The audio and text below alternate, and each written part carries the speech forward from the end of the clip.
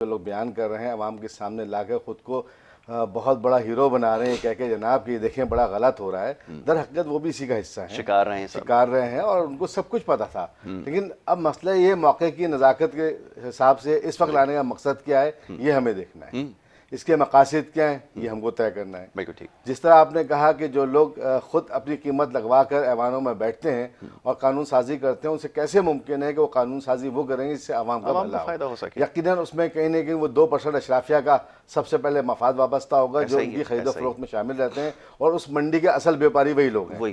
یہی وجہ ہے کہ جب بھی قانون سازی ہوتی ہے سب سے پہلے اس کے وہ محرکات کو دیکھا جاتا ہے کہ اگر وہ خط اس قانون سازی کا شکار ہو گئے تو کیسے بچیں گے. آپ ماضی اٹھا کے دیکھیں، بالکل ایسا ہی ہے. اس وقت جو بولیاں لگنے کوئی نئی چیز نہیں ہے. بات یہ کہ میں سمجھتا ہوں کہ احتساب کا دورہ معیار ختم ہونا چاہیے، خاص طور پر اس دور حکومت میں، اس لیے کہ ان کو جو آمد تھی، جو حکومت سنبھالنے کا سب سے بڑا مقصد تھا وہ یہی تھا کہ جناب احتساب سب کے لیے. لیکن آج ہم دیکھ رہے ہیں ایسا ممکن نہیں ہے. آج جو خان صاحب ہمارے وزیر اعظم صاحب بیٹھے ہیں اور جس انداز میں انہوں نے کل ٹی وی پہ بیان بھی دیا کہ میرے علم میں تھا، اس وقت مجھے ویڈیو دکھائی گئی تھی، تو یار وہ ویڈیو آج ہی کیوں پبلش ہو رہی ہے، آج ہی کیوں لوگوں تک پہنچائی جا رہی ہے؟ اس وقت آپ کو نہیں دی گئی، آج باقاعدہ لوگوں کو دی جا رہی ہے. اس کے مقاصد کیا ہیں؟ اچھا یہ مقاصد میں اور آپ نہیں دیکھ سکتے، یہ وہی لوگ دیکھ سکتے ہیں جو اس وقت غیبی طور پر حکومتوں کی مدد کر رہے ہیں یا ان لوگوں کی مدد کر رہے ہیں جو ایوانوں میں بیٹھ کر آنے والے وقت میں قانون سازی کریں گے اور ان کے مفادات کا تحفظ کریں گے. ٹھیک ہے. تو جب تک یہ تعین نہیں ہوگا اس وقت تک یہ معاملات یوں ہی چلتے رہیں گے اور میں نہیں سمجھتا کہ اس کا کوئی حل نکلے گا. اس لیے کہ دیکھیں سب سے بڑی بات یہ ہے کہ جب تک इंसाफ सबके लिए बराबर नहीं होगा। आज आप देखा होगा इस्लामाबाद के अंदर चीफ जस्टिस साहब को जिस तरह महबूस किया गया, जिस अंदाज में उनको कैद रखा गया, ये एक बहुत बड़ा सवालिया निशान है जी। करने वालों कोई आम आदमी नहीं थे, कानून के वो महाफिज थे जिन पे पूरी अदलिया खड़ी हुई है, और हुआ उसके साथ जो उस अदलिया का हेड यानी सरबराह कहलाता है। तो जहां कानून हाथ में लेने की ये मिसालें अवाम के सामने आने लगे हैं, जहां पर अवानों के हवाले से ये चीजें सामने आने लगे,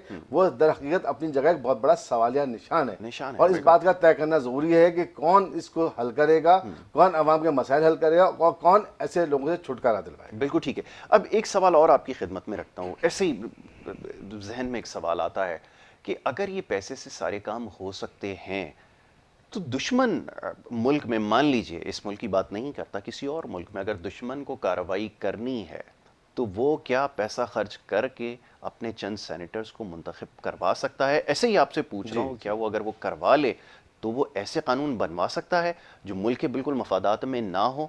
उसके खिलाफ फिर कौन कुछ कर सकता है? ये तो ज़रा फरमाइए, क्या इसके भी इम्कानात हैं? बिल्कुल ऐसा मुमकिन है। देखें, जिस वक्त आप देख रहे हैं कि जो लोग हमारे आइडियल पर्सनैलिटीज रखते हैं, जिनके ऊपर पूरी आवाम इंसार करती है, जिनको अवानों में बिठाती है, उनके हवाले से जो चीज़ें भी सामने आ रही हैं, देखिए पहले तो ढकी छुपी चीज़ें थी, आज तो बसरे आम उसको कहा जा रहा है कि जनाब आपके अवानों में जो लोग बैठ रहे हैं वो बैठ नहीं रहे, बिठाए जा रहे हैं। और अपनी आप देखिए सब पंजाब में की सूरत हाल है, कम से कम 50 से 60 MNAs जो हैं वो इस टाइम ब्लैकमेलिंग कर रहे हैं, हुकूमत साजी में, सेनेट के इलेक्शन में हिस्सा लेने से इनकारी हैं। अगर उनकी शराइत पूरी कर दी गई, अच्छा शराइत क्या है? शराइत वही पैसा है, एक ही शराइत, वही कीमत है कि बढ़ा दो, ठीक है ना। जिसकी एक सूरत आपने देखा कि पहले जो कि उसकी तरदीद कर दी गई है, लेकिन आपने देखा कि बाकायदा 50 करोड़ का बजट अनाउंस किया गया FMA ने। क्या जरूरत थी इस बात की? बिल्कुल, यकीनन एक तरीका अलग था, लेकिन दरअसल इसके पीछे भी वही अवामिल, वही मकासद थे कि आओ बिको, अपनी कीमत लो और हमें वोट दो।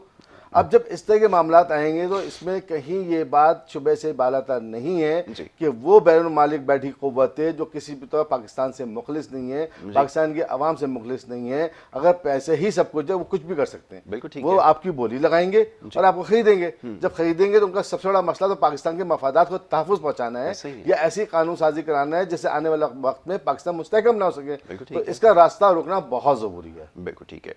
तो एक और बड़ी आम चीज़ है, इस पर भी आपसे गुफ्तगू करूँगा क्योंकि तरीक़ाकार के इंतखाब के हवाले से भी गुफ्तगू होगी।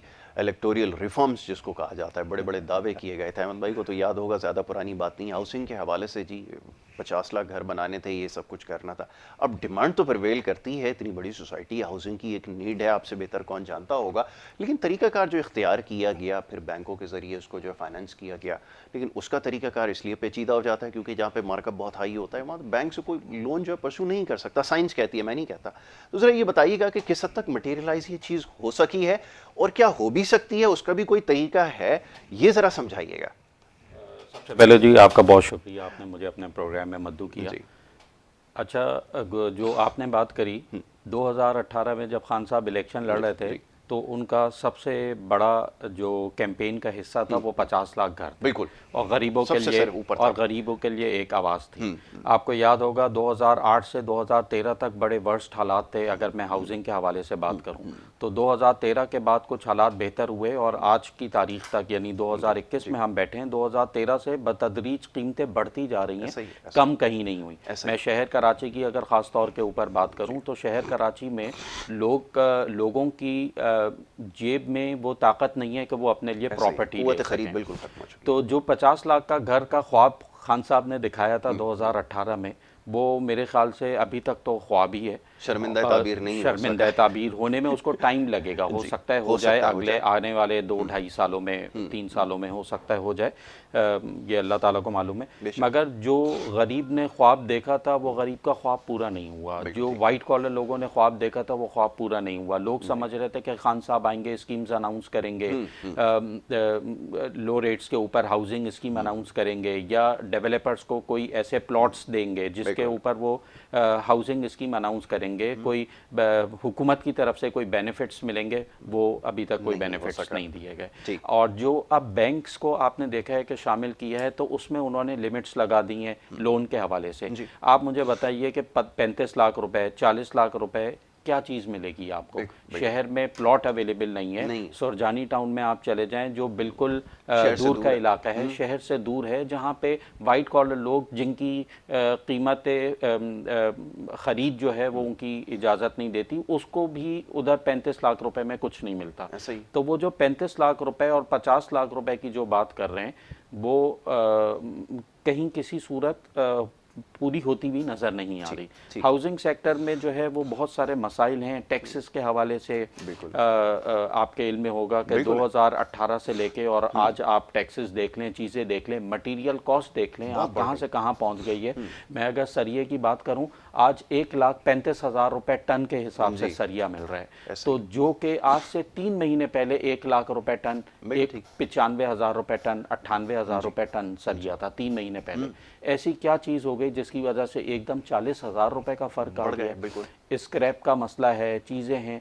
खान साहब ने बहुत सारी चीज़ों को लाकर जो है वो एक जगह के ऊपर बंद कर दिया। अब उधर से निकलने का रास्ता नहीं मिल पा रहा, ना हुकूमत पाकिस्तान को मिल पा रहा है, और अवाम तो आपको मालूम है डे 1 से पिस्ती चली आ रही है, उनका तो कोई पुरसाने हाल है नहीं। अहमद भाई ये फरमाइए कि ये जो एलाइड इंडस्ट्री को और रियल एस्टेट को एक इंसेंटिव देने की बात की गई, लोग ये जानना चाहेंगे वो इंसेंटिव किस शक्ल में मिला है, ये जानना ज़रूरी है, क्योंकि आपके पास एक्सपेंशन तब होगी जब आपके पास ईज़ होगी। जब ईज़ ऑफ डूइंग बिजनेस है ही नहीं तो एक्सपेंशन के बारे में सोचना तो एक बड़ी, आप समझ लेंगे, कम अकली की बात होगी।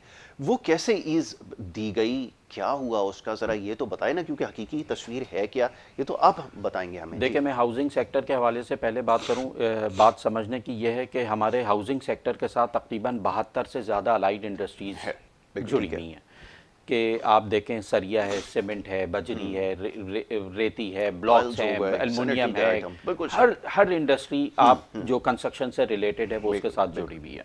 और हर इंडस्ट्री इस वक्त जो है वो आपकी मईशत आपके सामने उसका बहुत ज़्यादा वो कर रही है।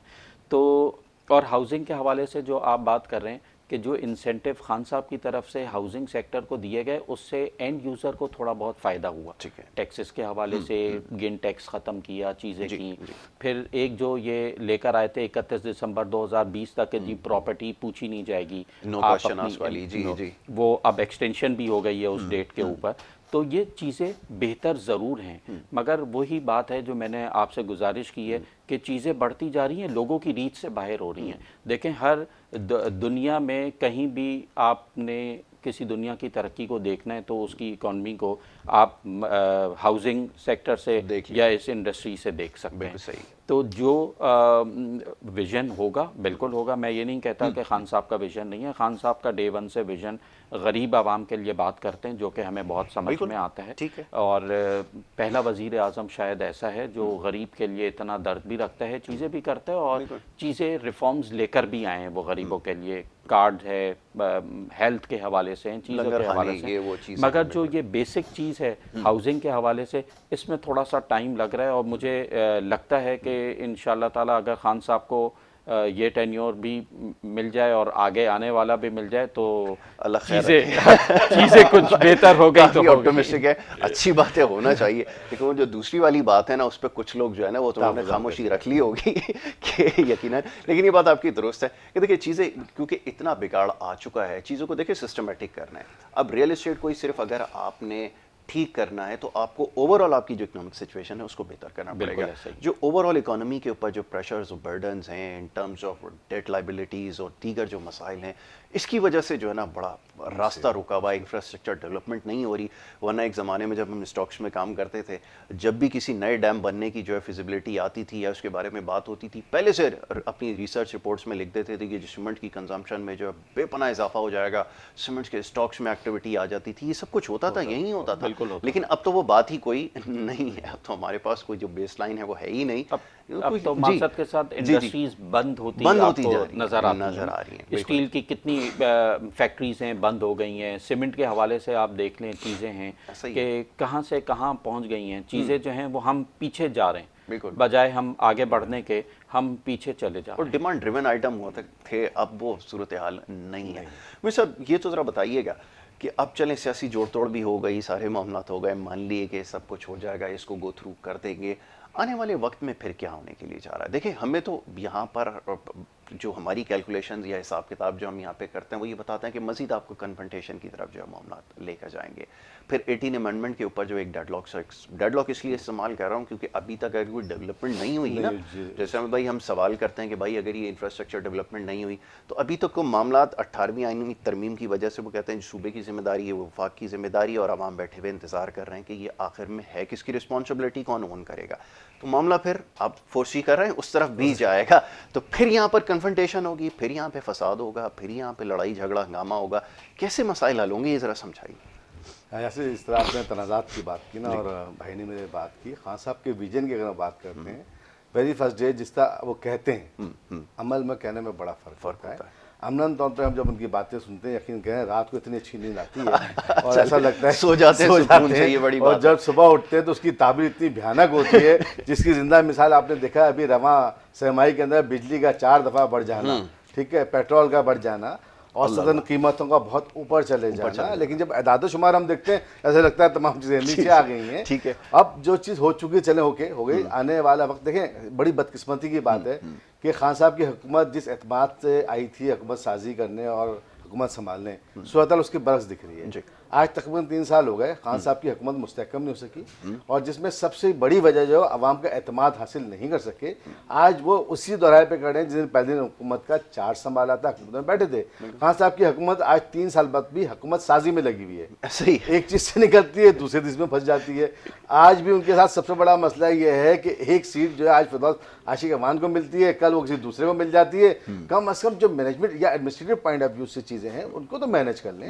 دیکھیں اس ٹائم سینٹ کا الیکشن سر پہ کھڑا ہوا ہے. میں یہ سمجھتا ہوں آنے والے وقت میں اگر خان صاحب کو اپنی حکومت کو بنانا ہے, چلانا ہے, تو ان کو کم از کم ایک پی ڈی ایم کے حوالے سے ایک شخصیت یا شخص ایسا ہے جو آنے والے وقت میں ثابت بھی ہوگا, آصف علی زرداری, وہ حکومت سازی میں بڑا اہم کردار ادا کرے گا. اور میں سمجھتا ہوں سینٹ کے الیکشن کی سیٹ جو ہے چیئرمین کی وہ پی ڈی ایم کے پاس جائے گی. اچھا, آنے والے وقت پتہ ہے, یہ فورکاسٹ ہے آپ کی؟ جی بالکل فورکاسٹ ہے, اور میں سمجھتا ہوں انشاءاللہ تعالیٰ پوری بھی ہوگی. آخر جب شیخ رشید صاحب پریڈکشن کر سکتے ہیں, مرحوم حسان صاحب, یہ حکومت سازی کا جو فارمولہ ہمارے یہاں استعمال ہوتا ہے نا معذرت کے ساتھ, وہ بڑا خطرناک ہے. تو اگر آپ اس کی بات کر رہے ہیں کہ حکومت سازی کے لیے یہ والا ٹول استعمال ہوگا تو پھر تو یہ تو بڑی خطرناک چیز ہے, اس کا تو آپ کو راستہ روکنا پڑے گا. ورنہ اس سے پہلے جو کچھ ہوا, دیکھیں نا اس سے پہلے کیا ہوا, چیئرمین سینٹ کی بات جب آئی تھی صادق سنجرانی کا نام آگے آ گیا, جبکہ اس کے لیے آپ کو پتہ ہے کہ جس کے پاس میجورٹی تھی وہ ڈیزرو کرتا تھا. اچھا اس وقت بھی یہی ہوا تھا, آصف علی زرداری صاحب نے یقیناً کوئی نہ کوئی کارڈ تو استعمال کیا, صادق سنجرانی بیٹھ گئے. اس کے بعد پھر معافی تلافی بھی ہوتی رہی. آج بھی جب سوال پوچھتے ہیں کہ جی سینٹ کے انتخابات میں جو پچھلے ہوا تھا اس میں کیا ہوا تھا, وہ کہتے ہیں جی وہ ہماری غلطی تھی, وہ ٹھیک ہے ہو گیا. یہ غلطی ہو گئی, توبہ والا آ گیا تھا الٹیات پہ.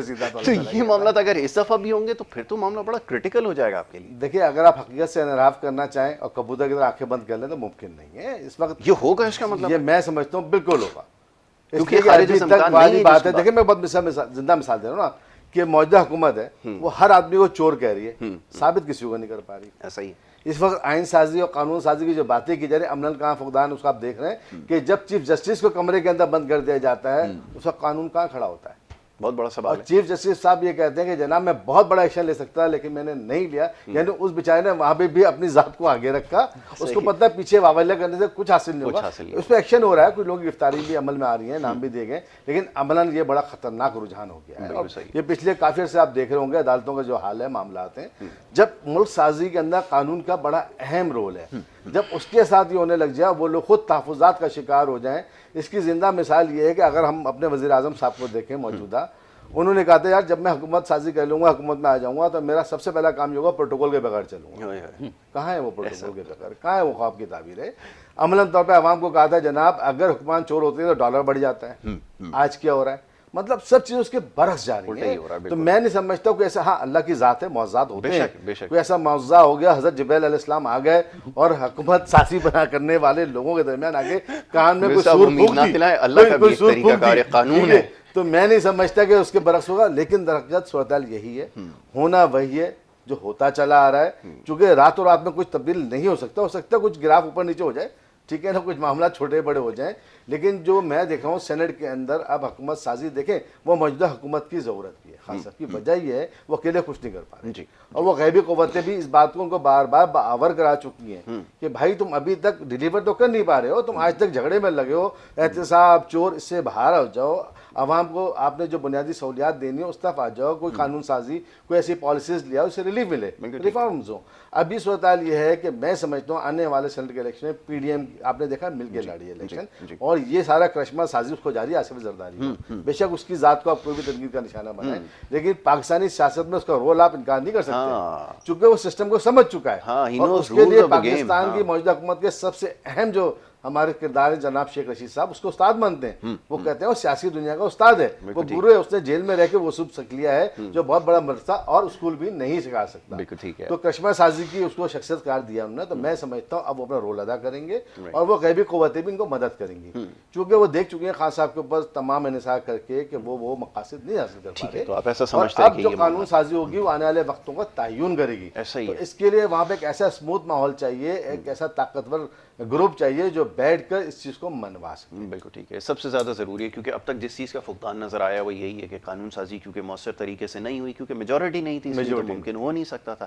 جی احمد بھائی, یہ فرمائیے گا کہ آپ اکنامک ایشوز کے حوالے سے جیسے گفتگو ابھی ہو رہی تھی کچھ دیر پہلے, اب چیلنجز اتنے سارے ہیں, ایک ایک کر کے اس کو ریزالو کرنا بڑی دیر کی بات لگتی ہے, لیکن سوال یہ پیدا ہوتا ہے کہ ایک انڈرسٹینڈنگ کریٹ کی جاتی ہے. دیکھیں اگر معاملات کو حل کرنا ہے, میں اگر اتھارٹی ہوں تو میں آپ سے بات کروں گا, یہاں پر تو اس چیز کا بھی بڑا فقدان نظر آتا ہے کہ کوئی ڈائلاگ نہیں ہے, معاملات جو سمجھتے ہیں, جو اسٹیک ہولڈرز ہیں, ان کے ساتھ کوئی کمیونیکیشن ہے نہیں ایسا جو ہونی چاہیے.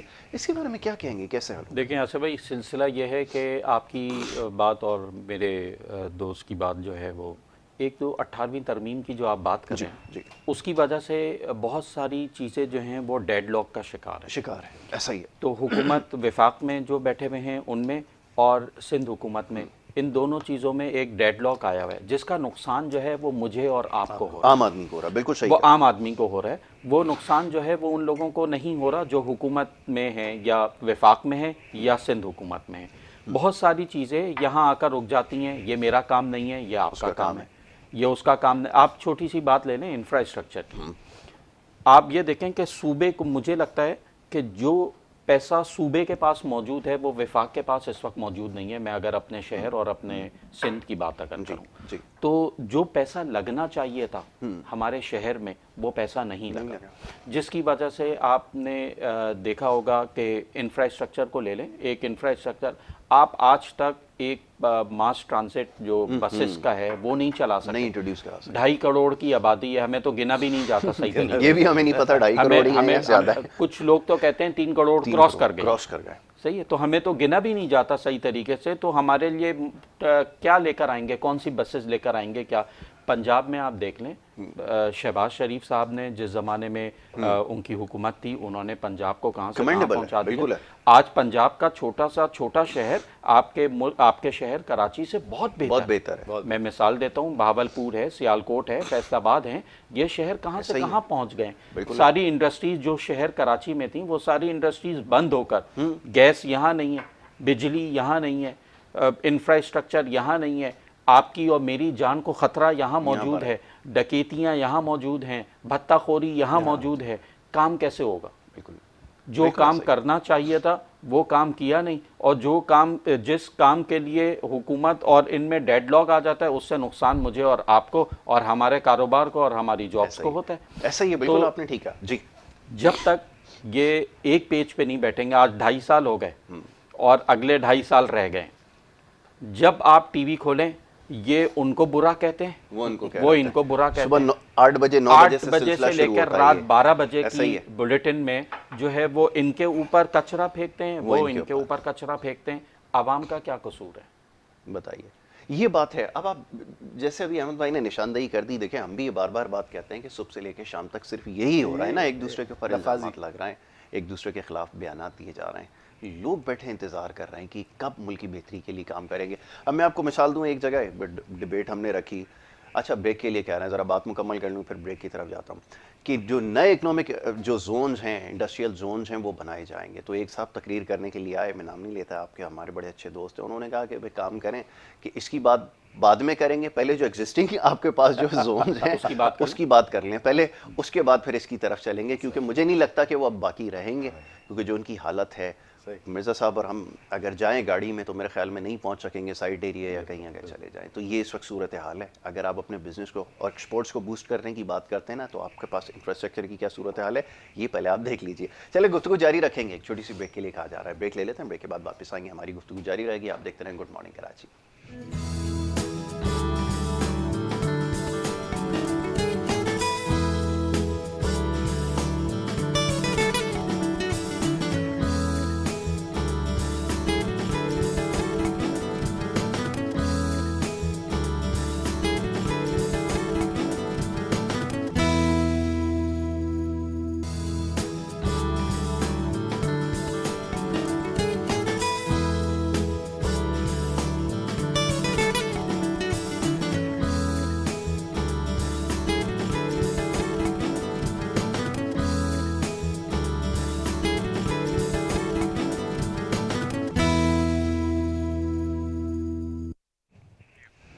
پروگرام میں ایک دفعہ پھر آپ کو خوش آمدید کہیں گے. بریک پہ جانے سے پہلے گفتگو ہو رہی تھی کچھ عام معاملات کے حوالے سے, سیاسی معاملات کے حوالے سے اور معاشی معاملات کے حوالے سے. بڑے خاص مہمان اسٹوڈیوز میں تشریف فرمائے ہیں اور ان سے ہماری گفتگو جاری تھی.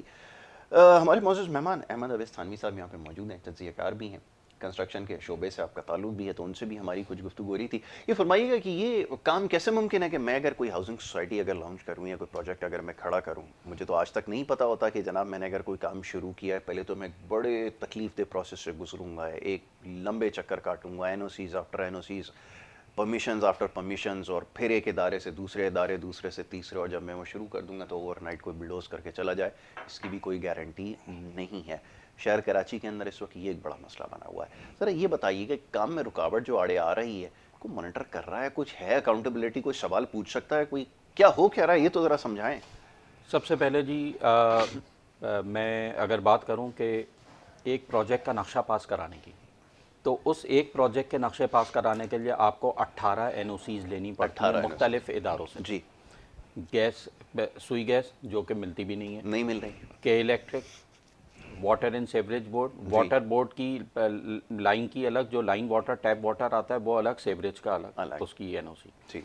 سول ایویشن کی ہائٹ کی این او سی, ٹھیک پی اے ایف کی این او سی, ایس بی سی اے کے 15 ڈپارٹمنٹ کی ان کی این او سی, کے ڈی اے کی N O C, board of revenue کی.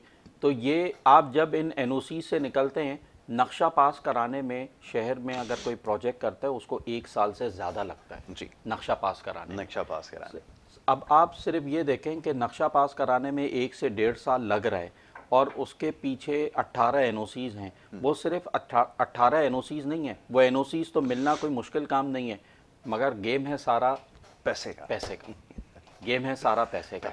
اب وہی جو میں کام کر رہا ہوں اور جو دوسرے بلڈر کام کر رہے ہیں, جو این او سیز لے کر کام کر رہے ہیں, ان کے ساتھ ہی ان کے اوپر ہتھوڑے بھی چلائے جاتے ہیں, ان کی بلڈنگیں مسمار بھی کی جاتی ہیں, جس کی مثال شہر کراچی میں 2-3 بلڈنگز کی ہیں. نقشے پاس بورڈ آف ریونیو سے کلیئر, کے ڈی اے سے کلیئر, ایس بی سی اے نے این او سی دیا ہوا, بلڈنگ 8 منزل 10 منزل تیار کھڑی ہو چکی ہے. لوگوں کے پیسے اربوں روپے اس بلڈنگ میں لگے ہوئے, 4 دن کے اندر بلڈنگ کو زیرو کر دیا. کیوں زیرو کر دیا؟ وجہ یہ تھی کہ جی یہ تو زمین تھی نہیں کمرشل, یہ تو پلاٹ ہی کوئی اور تھا, آپ نے کیسے اس کے جن اداروں اکاؤنٹیبلٹی دیکھیں, جو آپ ریگولیٹری باڈی کہتے ہیں نا, نقصان کس کا ہو رہا ہے؟ بلڈر کا. نقصان کس کا ہو رہا ہے؟ عوام کا. آپ اکاؤنٹیبل ان کو ٹھہرائیں جن لوگوں نے اس کی پرمیشن دی ہے. کیوں دی؟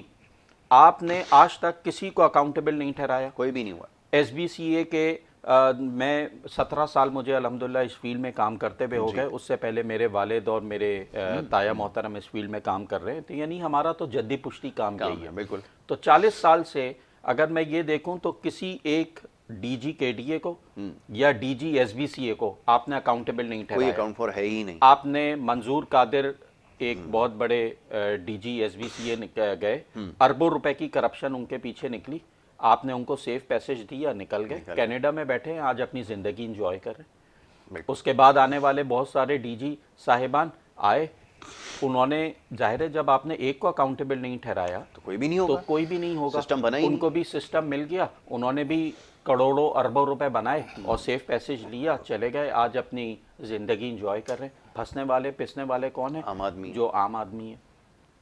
कच्ची आबादियाँ शहर में बढ़ती जा रही हैं, उन कच्ची आबादी में गैस भी मौजूद है, बिजली भी मौजूद है, सब कुछ पानी भी मौजूद है, उनको कनेक्शन के लिए कोई ना उनको एनओसी चाहिए ना उनको कनेक्शन। आज भी 1000 रुपए महीने के ऊपर बेतरीक बिजली का इस्तेमाल हो रहा है। बिजली के जो तकसीमकार कंपनी इदारा है ना, उसको पता है कि ये क्या हो रहा है। सब मालूम है, वो कह रहे हैं इन्हीं से तो लगवाते हैं हमको। सब मालूम है। अब आप ये देखें कि शहर में 4-4 करोड़ रुपए के 5-5 करोड़ रुपए के अपार्टमेंट है, गैस नहीं है। गैस नहीं है, बताएं, अभी तस्करा हो रहा था। सिलेंडर रखे में लोगों ने अपने घर में। है। सिलेंडर क्या है? बॉम्ब आपके घर में। सही है। आप हर दूसरे महीने देखते हैं सिलेंडर फट गया, 5 लोग इंतकाल फरमा गए, 6 लोग जल गए, ये हो गया।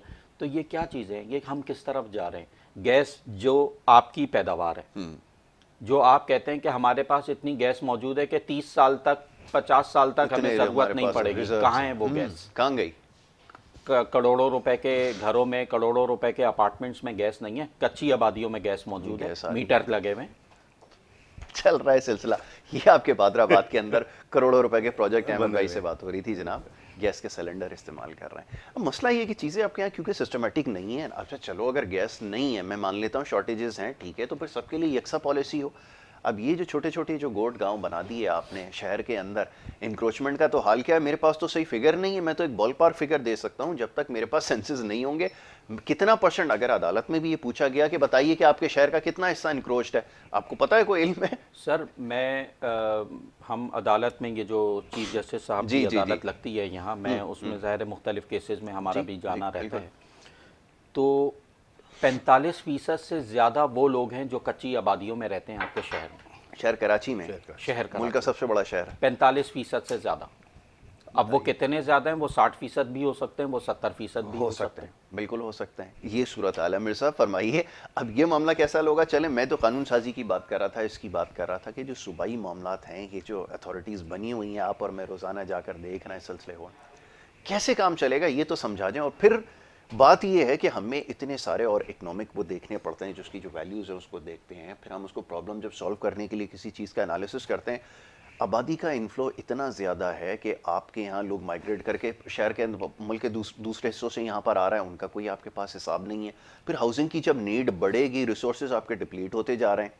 एक प्रोजेक्ट बन रहा है, अब उसके पास वही सेवरेज की लाइन है जो आज से 30 साल पहले की जो डिफाइन की हुई थी। अब मसला ये कि अगर ये सारे मसले रहेंगे तो मेरा नहीं ख्याल फिर कोई कंस्ट्रक्शन वाला कोई काम करेगा। ज़ाहिर है इनके पास ऑप्शन है, दूसरा धंधा करेंगे, क्यों सारे झमेले में पड़ेंगे? फरमाइए। देखें, जैसा कि आपके इल्म है, अहमद भाई ने भी कहा, इस माशरे के अंदर कम से कम जहाँ हम रह रहे हैं, चाहे वो कराची हो, लाहौर हो, इस्लामाबाद हो, यहाँ जो इदारों का क़याम लाया जाता है, वो उसको संभालने के लिए एक नया इदारा बन जाता है। सही है। बजाय इसके कि उसके अंदर कानून साजी की जाए, उनको उनकी डोमेन में रखा जाए, उनसे पूछगछ की जाए, उनका एहतसाब किया जाए। अब जिस इदारे का सरबराह सिफारशी आएगा, और सिफारिश वो नहीं तो खाली आपने कह दिया मैं लग गया, उसके साथ साथ बाकायदा एक बहुत बड़ा अमाउंट या पैसा इन्वॉल्व होता है, तो पैसा कहाँ से रिकवर करेगा? बिल्कुल ठीक है। वो मुझसे आपसे तो करेगा। जब तक इदारों की दुरुस्तगी के लिए बाकायदा निज़ाम नहीं आएगा, या ऐसे पाकिस्तान के अंदर कोई मामला दफनाना होता है ना, तो उस पर कमीशन बन जाता है। अब मुझे किसी कमीशन का रिजल्ट बता दें, और फिर जब कमीशन किसी नतीजे पहुंचने लगता है, उसको पर एक नया कमीशन बन जाता है। तो जब तक हम इस अलमे से बाहर नहीं आएंगे, इस मुल्क के जो भी इंतजामी ढांचे हैं उनको उनके अंदाज में, उनकी डोमेन में नहीं चेक एंड बैलेंस किया जाएगा, एहतसाब का दौरा म्यार नहीं ख़त्म किया जाएगा, उस तक माशरे में अबतरी रहेगी और ये सवाल अपनी जगह खड़े रहेंगे। अब जिस तरह अहमद भाई ने कहा, इसने 45% शहर कराची जैसे में आप बताएं कि कच्ची आबादी, आज भी आप जाएं किसी भी कच्ची आबादी के लिए जगह ले लें, बहुत आसानी से मिल जाएगी। और कुछ नहीं तो गोडाबाद की सनत आपको ऐसे दे दी जाएगी जैसे आपको नोबेल अवार्ड मिलता है। ऐसा ही बहुत ईजी है, बहुत ही। रेवेन्यू का डिपार्टमेंट आपके साथ मिलेगा, बैंक में उसमें कोई खाते, उसका खाता इसमें सेट हो जाएगा, कोई फौतगी खाता होगा, कोई मोरसी खाता होगा। मेरे ख्याल में हमें भाई मेरी इस बात की तस्दीक कर देंगे, और बड़े आराम से एक नया शहर में जन्म ले लेगा। वसाइल इतनी आसानी से उसको दे दिए जाएंगे कि आप सोच भी नहीं सकते हैं। उसके बरक्स जब आपको एक बाकायदा किसी प्लानिंग का काम करना चाहेंगे तो आपको इतनी एनओसीज लेनी पड़ेगी, इतने इदारों को मुंह देना पड़ेगा। उसका मतलब ये वहाँ उनका पेट भरना पड़ेगा, तब आपके मामला सीधे होंगे, वरना किसी एक जगह आपको लटका दिया जाएगा। तो मैं आज फिर वही बात करता हूँ, इस माशरे की अबतरी को अगर आपने दूर करना है तो गुस्ले तेजाबी का इंतजाम कर दें, चाहे वो कानून साजी हो, चाहे वो ऐवानों की नुमाइंदगी के हवाले से बात हो, चाहे वो शहरी अवामी सहूलियात फराहम करने वाले इदारों की बात हो। गुस्ले तेजाबी बहुत ज़रूरत है। اور یہ کام چند سرفرے کریں گے جو کسی وقت بھی ہو سکتا ہے، چونکہ معاملات بہت آگے نکل گئے ہیں، معاملات اب بہتری کی طرف جاتے نہیں دکھ رہے. ایسا ہی ہے. دیکھیں آج بھی جب ہم بیٹھتے ہیں کسی جگہ بیٹھ کے ہم بات کر رہے ہوتے ہیں، بجائے اس کے ہم کوئی اچھی بات کریں ہم انہی چیزوں پہ بات کر رہے ہوتے ہیں. یا گھر میں صبح جو ہے نا دودھ کے پیسے نہیں ہوں گے، ڈبل روٹی ہوگی تو انڈے نہیں ہوں گے، انڈے ہوں گے تو بجلی نہیں ہوگی، بجلی نہیں ہے تو گیس نہیں ہوگی، بچوں کو فیس کہاں سے دیں گے. آپ نے اس موجودہ حالات میں اسکولس کھول دیے، لیکن یقین کریں آج بھی 70% پیرنٹس اپنے بچوں کو اسکول بھیجنے کو تیار نہیں ہیں. انہیں پتہ ہے جس بنیاد پہ آپ نے ایس او پیز قائم کیے وہاں ایس او پیز ہے ہی نہیں، لیکن مجبور ہے بیچارے. اسکول فیس تو دینی ہے، مجبور ماں باپ کہاں سے ایک بچے کے لیے الگ الگ لیپ ٹاپ لے کے آئیں گے، کہاں ان کے لیے سہولیات فراہم کریں گے، سب آگے وہ بجلی کہاں سے لائیں گے. اس کے لیے ایک علیحدہ انہیں اسٹینڈ بائی جنریٹر رکھنا ہوگا یا یو پی ایس کا انتظام کرنا ہوگا. آپ کے وسائل کیا ہیں؟ دیکھیں اس وقت بھی جو اس ٹائم خان صاحب کی حکومت کر رہی ہے میرے خیال میں جانے انجانے میں رشوت دی جا رہی ہے. اس کا بڑا کلیہ ہے. آج بھی آپ نے سرکاری ملازمین کی تنخواہیں بڑھا دی. آپ کتنے % سرکاری ملازم ہیں ذرا مجھے بتائیں گے اندازاً کتنے % ہے؟ میرے خیال میں 20%، 25%، 80% کہاں جائیں گے؟ آبادی کے لحاظ سے، لوگوں کے لحاظ سے عام آدمی کو فقر ہے نا، جو سرکاری عہدے پہ بیٹھا ہے سب سے بڑی بات وہ تو کام ہی نہیں کر رہا. اس کی ہڈارامی کی وجہ سے تو آج پورا معاشرہ اب طریقہ شکار ہے. اگر وہ اپنی ذمہ داری پوری کر رہے ہوتے، یعنی اوور برڈنز ہیں. کچھ ادارے ایسے ہیں جہاں پہ اگر ضرورت ہے 60 لوگوں کی وہاں 600 لوگ بھرتی ہیں، کچھ سیاسی بنیاد پر اور کچھ معاشی بنیاد پر.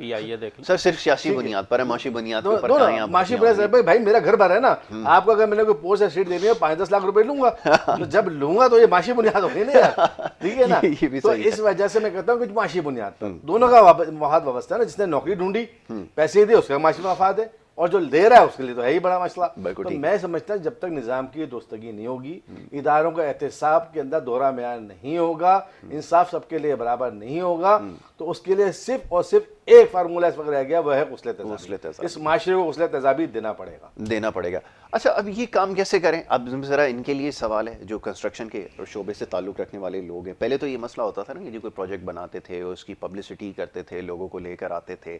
پیسہ انویسٹ کرانا آج کل کے دور میں ویسے بڑا مشکل ہے. اگر کوئی پیسہ انویسٹ بھی کر دے چلیں، ابھی تو فور دا ٹائم بینگ ایسا ہے کہ نو کوسچن آسک ہے، ٹھیک ہے گو تھرو مل گیا. لیکن سوال یہ پیدا ہوتا ہے کہ اب ٹرسٹ ڈیفیسٹ ہے. اب تو ان کو ایک پرچہ ساتھ میں لکھ کر دینا پڑے گا یا کچھ اور کرنا پڑے گا کہ لوگوں کو یہ بھی گارنٹی دیں گے کہ جناب یہ اگلے 3 سال میں 2 سال کے اندر گرا نہیں دیں گے.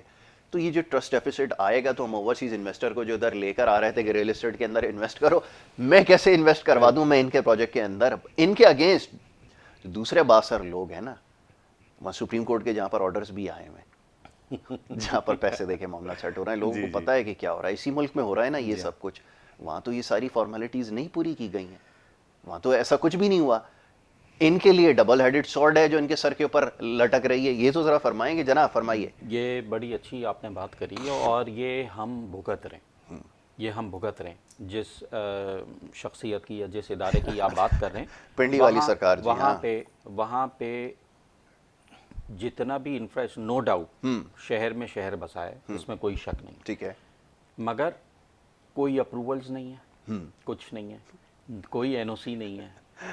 اپنی سرکار ہے اور کام کیے جا رہے ہیں، باؤنڈریز لگائے جا رہے ہیں، لوگ انویسٹمنٹ کیے جا رہے ہیں، لوگوں کا اعتماد ہے. حالانکہ اربوں روپے لوگوں نے وہاں اپنا نقصان کیا ہے، مگر شہر میں آواز نہیں ہے، بالکل ایسا ہی، کوئی آواز اٹھانے والا نہیں ہے. حیران کن بات. آپ یہ دیکھیں کہ کتنی زمینیں ادھر کی کینسل کی گئیں، کیا نتیجہ نکلا؟ کوئی نتیجہ آپ کے سامنے آیا مجھے بتائیے؟ کچھ نہیں. پس کون رہے؟ وہ لوگ جن لوگوں نے انویسٹمنٹ کی ہوئی. اچھا اب جو آپ بات کر رہے ہیں پرائیویٹ بلڈرز جو شہر میں کام کر رہے ہیں، ان لوگوں کو پریشانی ضرور ہے. ٹھیک ہے. پریشانی کیا ہے؟ آپ کی والی بات کہ جو میں نے مثال دی کہ جی بلڈنگ بن گئی، تیار ہو گئی. آپ کو یاد ہوگا آج سے 4 سال پہلے جس وقت نواز شریف صاحب کی حکومت تھی، ایک گلشن اقبال میں ایک بلڈنگ ہے، راتوں رات رمضان میں ان لوگوں کو گھروں سے نکال دیا اور کہا کہ صبح جو ہے وہ بلڈنگ گرا دی جائے گی. 15 سال سے وہ لوگ اس اپارٹمنٹ میں رہ رہے ہیں.